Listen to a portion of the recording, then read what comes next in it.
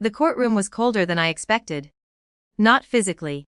The air conditioning hummed quietly, the lighting soft and even. But the space carried that particular stillness that courtrooms develop when people are waiting to see whose version of reality will hold. My mother sat at the plaintiff's table, her back straight, hands folded neatly in front of her.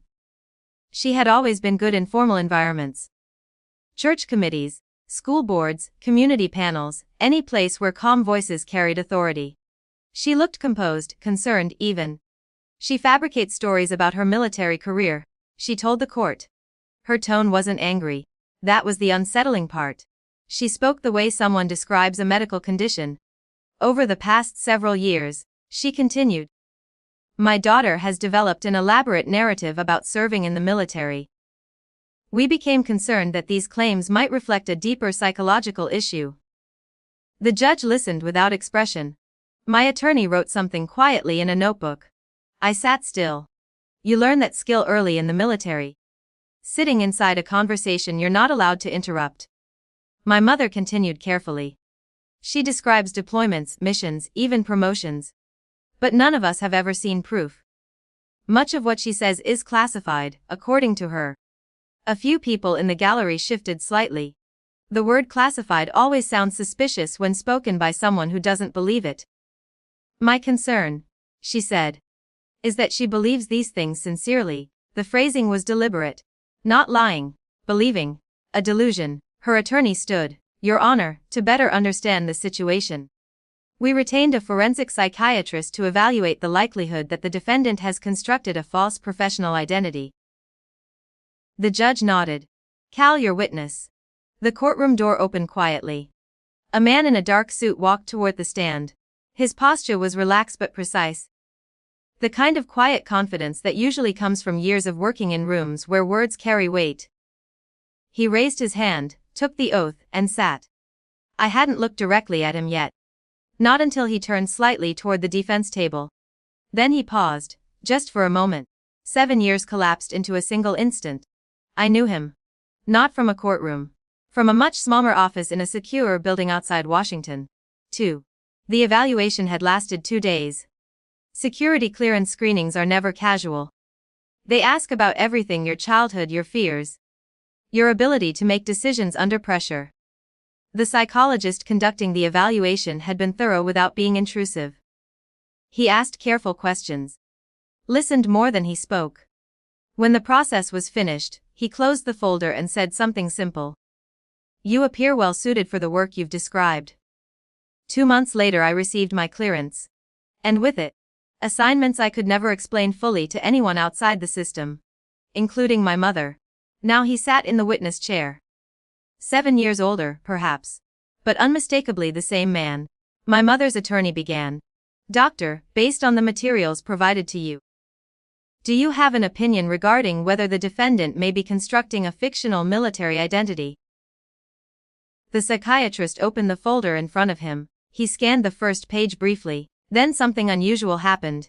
He looked up, not at the attorney, at me. Recognition moved across his expression slowly but clearly. The room stayed silent. Then he spoke. The word landed softly in the courtroom. But it carried. It's an honor, ma'am.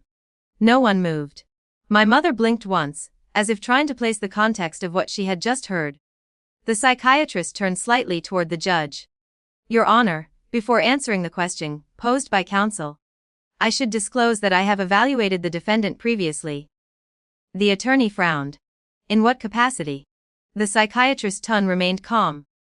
Approximately 7 years ago, I conducted a psychological clearance evaluation for the Department of Defense. The room seemed to tighten. He continued. The evaluation was part of the screening process required for personnel assigned to certain classified operational roles.